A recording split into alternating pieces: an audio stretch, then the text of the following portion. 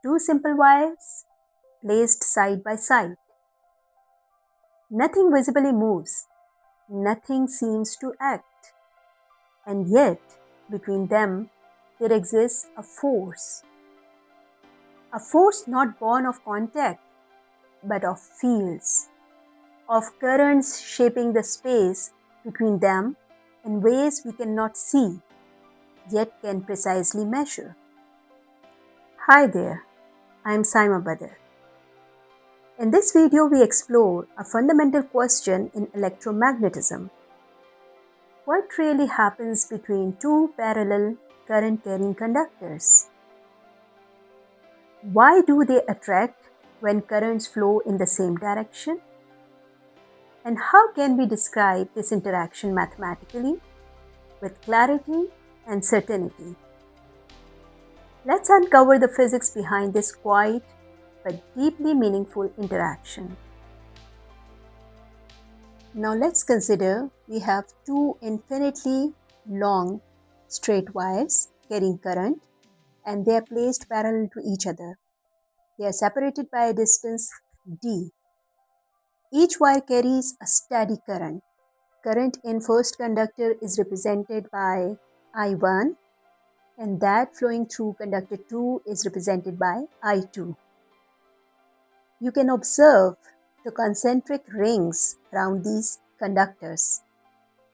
These rings or these circular lines represent the magnetic field created by each current-carrying conductor. You can determine the direction of these magnetic lines of force or the magnetic field around a current-carrying conductor by right-hand rule. If you hold the current-carrying conductor in your right hand such that the thumb stretches along the direction of current, then the curled fingers of your right hand will give you the direction of the magnetic field generated by that particular current. Here in this case, the current is flowing in upward direction, so the direction of magnetic lines of force will be anti-clockwise. And if the current is flowing in downward direction, then again by the same rule, you will stretch the thumb along the direction of current. Then the curled fingers will give you the direction of magnetic field. Here in this case, the direction of magnetic field is clockwise.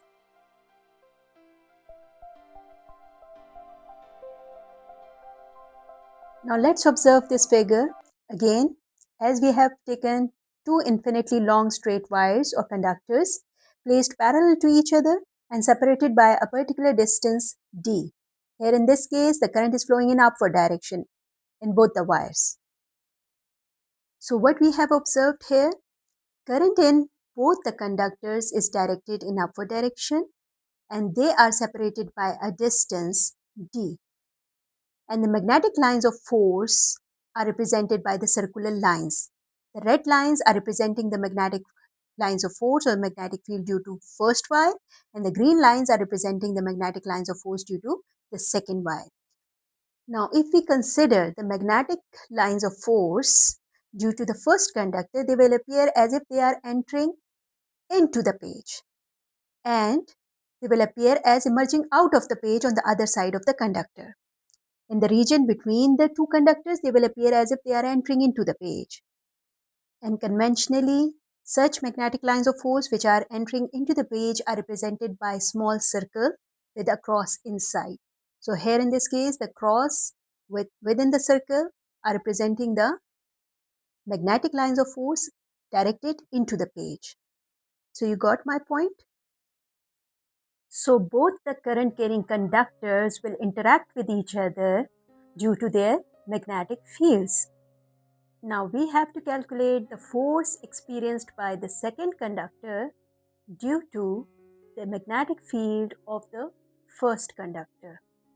Now you know that the magnetic force is given by I times L cross B, where I is the current in the conductor, L is the length of that particular segment of the conductor, and B is the magnetic field in which the conductor is placed. So here in this case, we have to calculate the force experienced by the second wire. So it will be given by the current flowing into that wire into length of the conductor 2 into the magnetic field of the first wire. first conductor.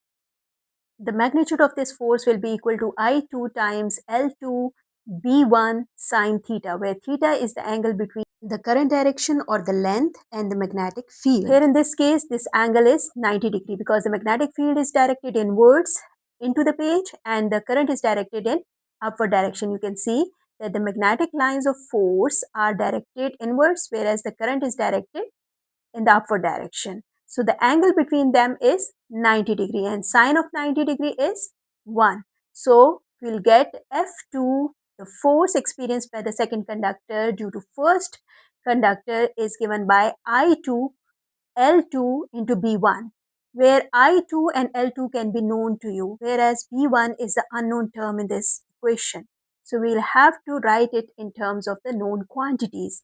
You know that the magnetic field is given by mu naught times I divided by 2 pi r, where r is the distance of the magnetic lines of force from the conductor, from the source, the current.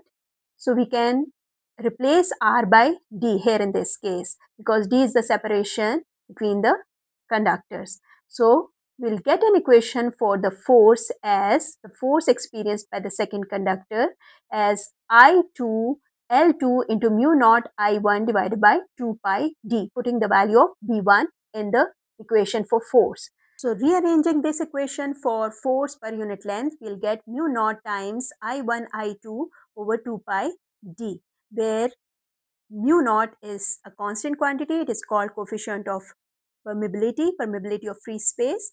So we get an equation for force per unit length. Now the question is that what will be the force experienced by the first conductor due to the second wire, the second conductor. You can redo the whole thing, you can try it yourself, but here is the shortcut.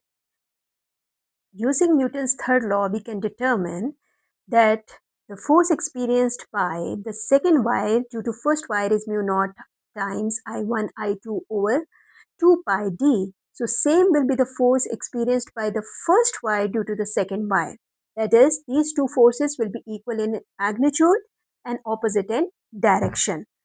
Thus, the force experienced by the first wire per unit its length is same as the force experienced by the second wire per unit length, and its value is mu naught I1 I2 over 2 pi d.